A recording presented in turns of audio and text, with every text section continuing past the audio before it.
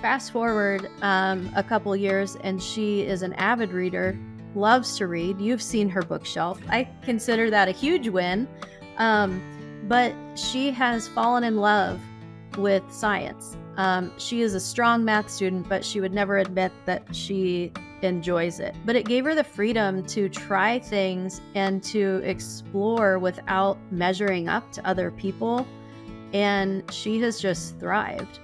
She has an interest in pursuing further education in the medical field, whatever that looks like. You know, she's almost 15. She doesn't have to decide right now.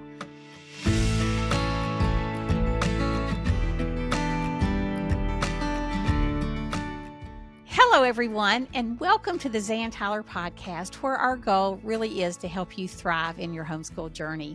Before we begin today's episode, let me just remind you to please subscribe to this podcast wherever you listen or watch, including YouTube, and leave us a great review if this podcast has been helpful for you. Leaving a review also helps other homeschool parents like you find us. And as always, you can follow me on Instagram and Facebook. So we're glad you're here today for part 2 of my conversation with my niece, Jill Hadley. We've got so many encouraging stories to share with you. One of my favorite is just the way that homeschooling can instill confidence in your children in ways you least expect it. For instance, her daughter, Kate, has always been a good student, but never confident in her science and math abilities. She was recently at the cardiologist with Jill and her grandmother, and this is OSU, where they have a world-renowned cardiology program. And as Kate was talking to this doctor, she said, I might be interested in cardiology. And he said, oh, really? Where do you go to school? And she said, well, I'm homeschooled. And he said, oh, I was homeschooled. So it's so interesting to see not only what homeschooling does for our children, but to meet so many homeschoolers now in all occupations across the board. So I hope you will stick with us. I think you will really be encouraged by this episode. When my family started our homeschooling journey, there were so many decisions to make, but one of our best decisions was choosing to use BJU Press Homeschool. I've never seen my kids so excited to get textbooks before. I'm amazed by how interesting and interactive the lessons are. My kids actually look forward to them. We use the online video lessons for all our courses, but I know some families choose to teach from the textbooks. What I love is that I can trust BJU Press to uphold our values. The Bible and biblical principles are woven throughout each subject. I'll admit, I was a bit nervous when I started homeschooling, but I've found a wonderful online community of other BJU Press homeschool families and consultants. The Homeschool Hub also makes my job easier. I can set up our schedules and rearrange them with just a few clicks. On the dashboard, I can see each of my kids' progress, and the assignments page shows me quickly what's ready for me to check or grade. I'm glad my son's biology assignments are automatically graded. BJU Press Homeschool has given us the tools and confidence to homeschool our children. For more information, do what I did and visit the BJU Press Homeschool website or talk with your local HomeWorks consultant. Tell me this, how did the kids feel when y'all decided you would homeschool that first year, and how do they feel about homeschooling now? They knew that the world was weird in 2020. They knew that we were handling COVID more conservatively than a lot of other families. So I think they already felt that distance from their normal, that distance to the accessibility to their friends.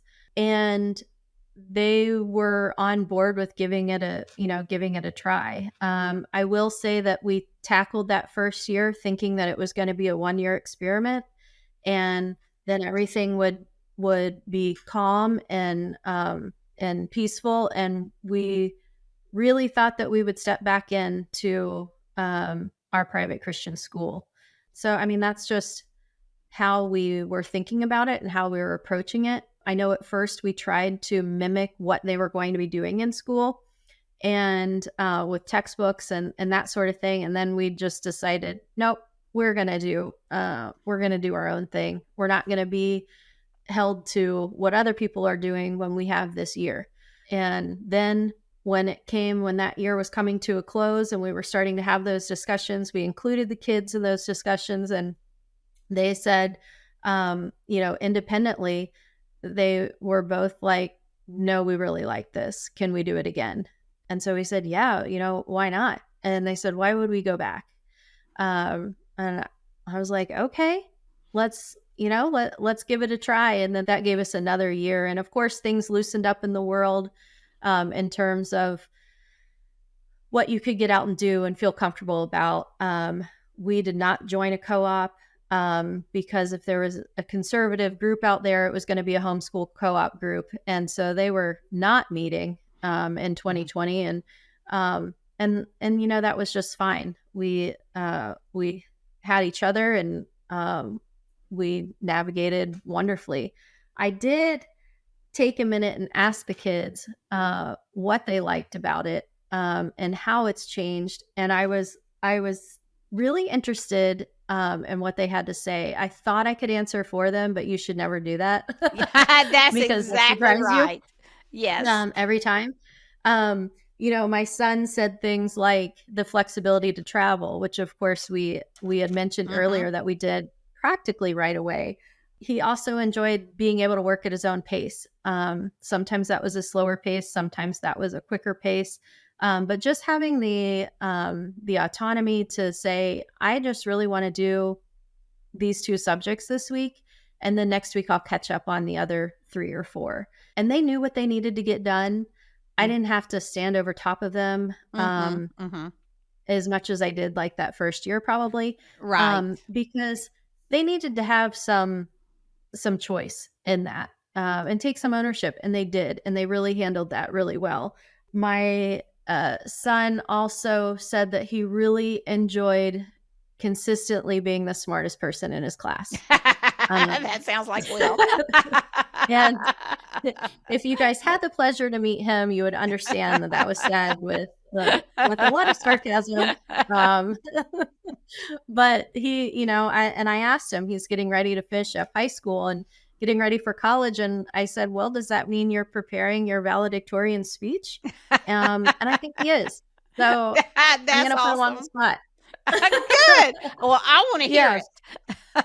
That's right. My daughter, on the other hand, the very first thing she said was that she felt more ready to learn because she got more sleep, because we were not having to get up and be out, leave the house by 7:30.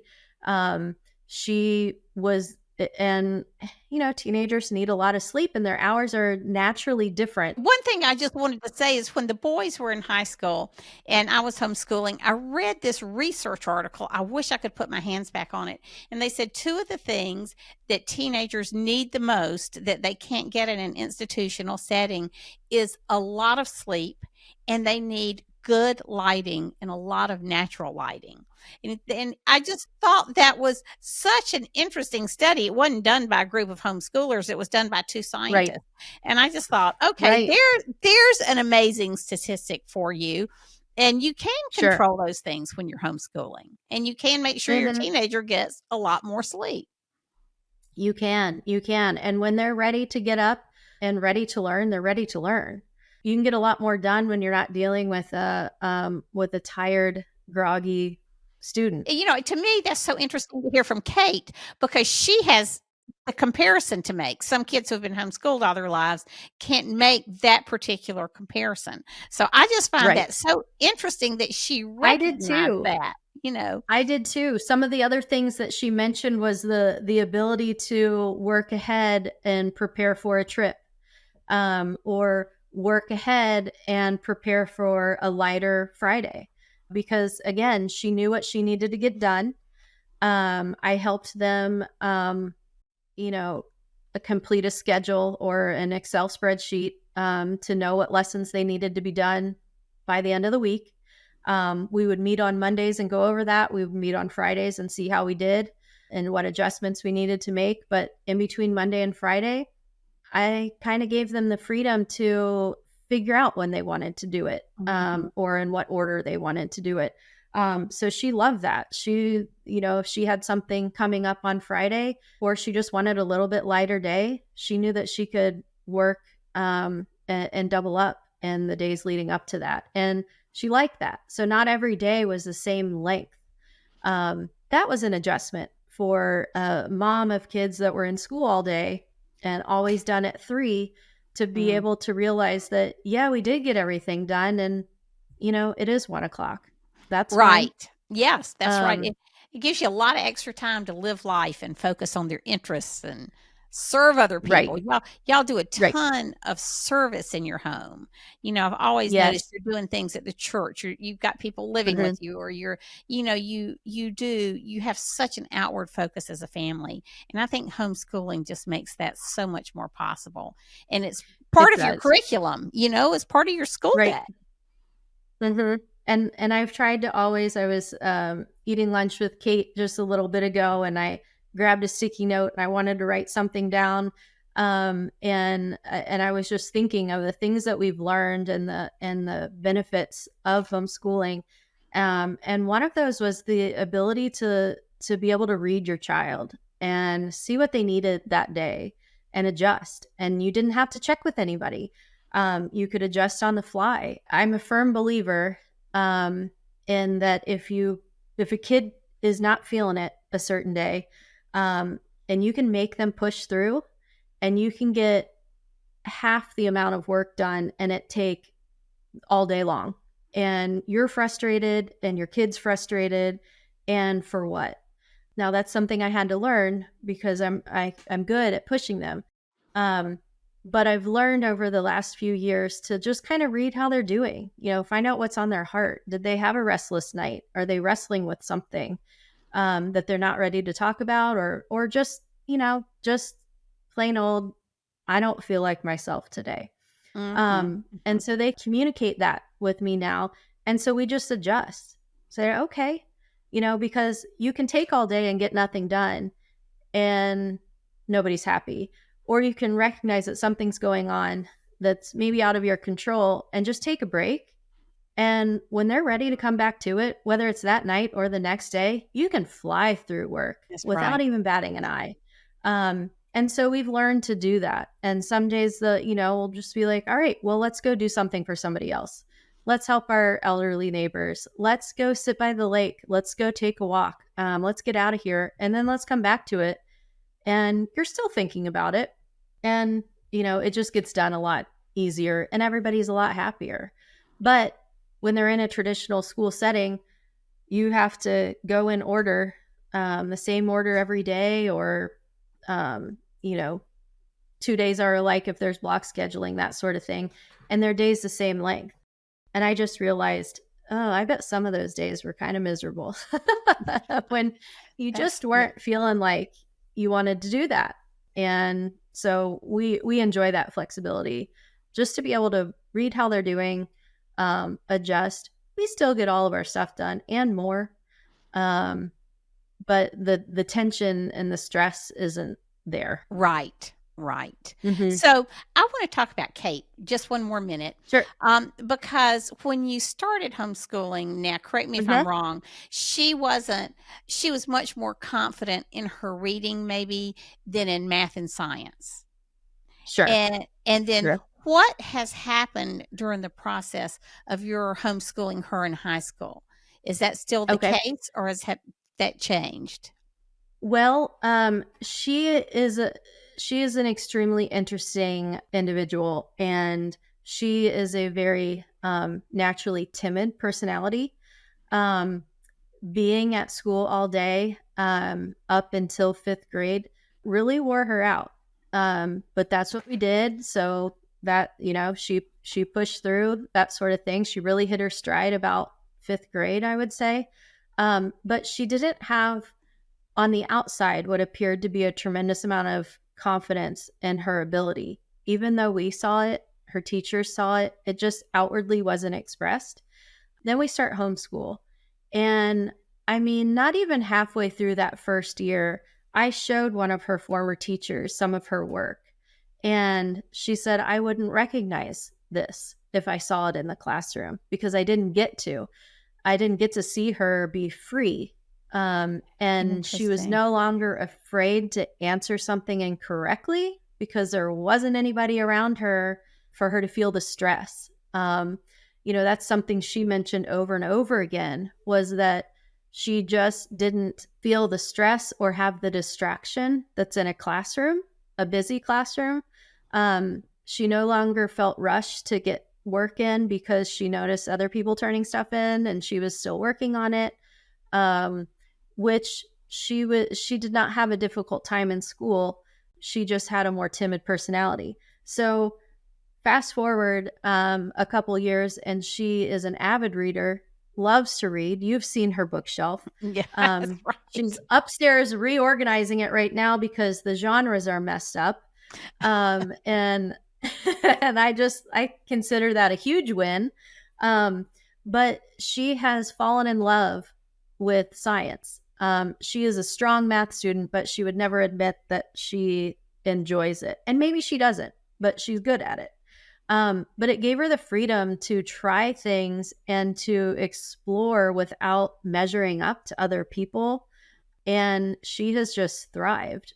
She has an interest in pursuing further education in the medical field, whatever that looks like. She's almost 15. She doesn't have to decide right now. Yes, that's right. But I never would have guessed that, looking at her as a second grader, as a fourth grader, that she would feel confident and push herself to do those things. But she schedules time with her dad to do labs, to review for tests. They were working on some physics problems just yesterday and taking a test. And I mean, he's been blown away with the confidence that just naturally comes out of her now that we didn't have the chance to see before. Some of that is age, and some of that is being home and able to, stretch her wings, and not feel pressure. Right. Well, boy, that is also exciting for me to hear, Jill. I just love being able to talk about your story like this. So there are three things I want us to talk about as we wrap up. And one is what you found to be the hardest part of homeschooling, what you found to be the best part, and what you would tell people who are listening today or watching. They're on the fence. Maybe they're trying to decide whether to homeschool next year or whether to keep on going. So that was a long 3-part question. We can go back and rehearse that if we need to. Okay. What do you like the best? What was the hardest and what do you like the best? Okay. I think the flexibility is both the best part and sometimes the hardest part, because it can feel like it's up to you. I think maybe some of the inner dialogue that goes on in my head, sometimes when I feel like the enemy's trying to get at me, is, are you really sure you're doing enough? Are they really going to be prepared for college, or to, are you really doing as good a job as the school could do? How do you know? You struggled with this. And then I remind myself that I had those same thoughts when they were in school, and I had no idea what they were learning as much as I do now. Yes. And, I struggle with, am I enough? Well, to be honest, no, I'm not enough, but I don't have to be enough because I have the Lord with me. I have the support of family and friends. Like, I'm not in this alone, and I never will be. So, I think just trying to wrap my head around, can I do this, can be a roadblock instead of just doing it. Now, one of the best parts, and we talk about this a lot as a family, is that we get to have conversations with our kids anytime they're wanting to have a conversation. We recently moved back to Ohio, meeting our neighbors, letting them know that my husband works from home, that we homeschool our kids. Yes, they're in high school, and just kind of knocking down those barriers or those misconceptions has been interesting because, immediately I think people think, well, your kids live in a bubble, or you're keeping them from discussing politics or worldview or, whatever. whatever it may be. And we just kindly say, no, we don't. We talk about everything. We talk about things that are controversial, but the difference is we get to have those conversations with our kids. We're not leaving that up to somebody else. And even somebody else with a Christian worldview. We get to kind of direct that narrative. We also don't have to have those conversations between 9 and 11 p.m. at night after homework's done, after practice is done. We're ready to crash and they're ready to talk. We have that discussion, just when they come downstairs in the morning. Hey, how was your night? Well, I was thinking about this, or I saw this on, not the news. We don't really have the news on a whole lot anymore, but somebody was talking about this. What do you guys think about it? And sometimes we just pause and have that conversation. Sometimes we have to say, you know what, we didn't face that as a teenager. Or sometimes I have to say, I don't even know what that is. Can you explain to me? And then let's investigate together. Let's research that together. I think one of my all-time homeschool highlights was just this past November, taking Will to go vote for the first time. And, researching that ahead of time. And just like, this is a responsibility, and this is really cool. And we get to do this together during the day. Yes, absolutely. When the polling places aren't as crowded. That's right. So as I was trying to think about the hardest part, I think the hardest part was just in my own head sometimes, me getting in my own way. And when I just kind of said, you know what, yes, I can do this, and watch me, kind of thing, then we just did. And, you can't think too much about all the things that are in your way, because you're going to make mistakes. You're going to not have every day be your best day ever. And then you do it again.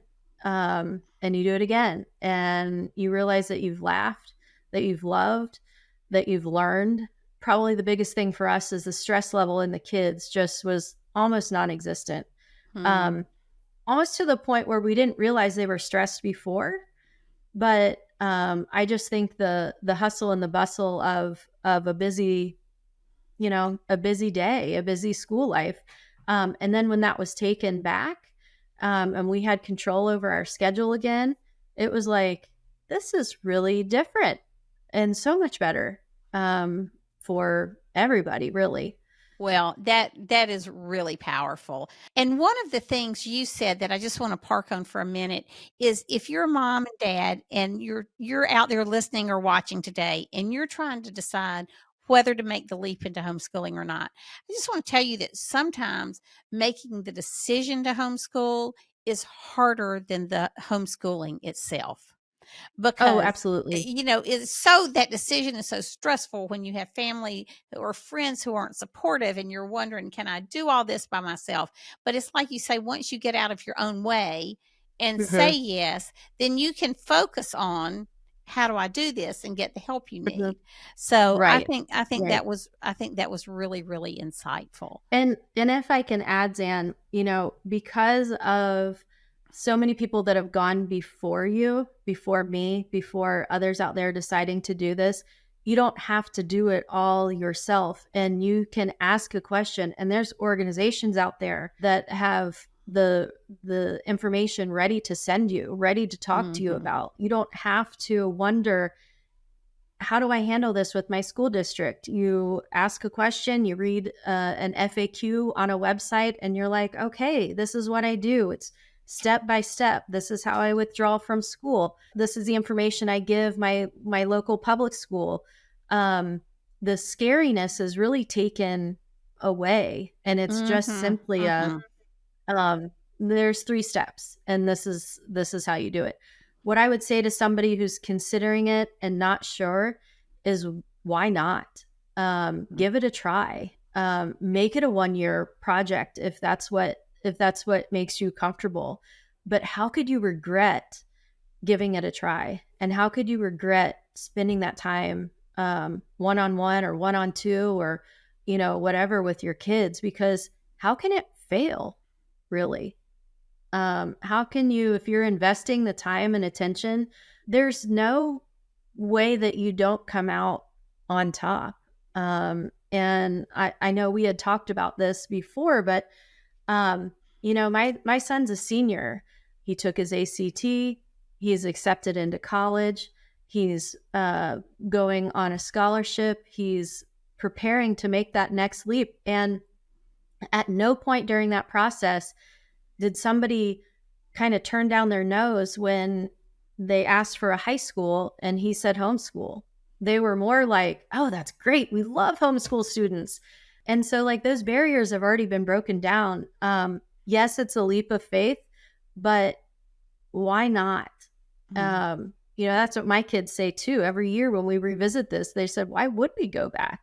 We know we could if we needed to, and we know that we'll do great in college, but why would we go back now when we've got such a good thing going? Well, Jill, I just want to thank you so much for taking the time to be with us today and talking to moms and dads out there who really want to homeschool, but they've been afraid to, or, maybe they're thinking this is our first or second year. We need to put the kids back in school. I hope you've been encouraged today, because homeschooling is really a great way to grow up with your children, form bonds with them, give them a custom-made education. And so Jill and I are here today just to encourage you to take that next step. So I just want to thank you so much for being with us today. There's a lot of other places you could spend your time. You can find me at zantyler.com and on social media. If you have any questions, you can submit them through the website, and we'll make sure that we answer them right here on the podcast. So thank you again for being with us. May God continue to bless you and your family. And until next time, bye.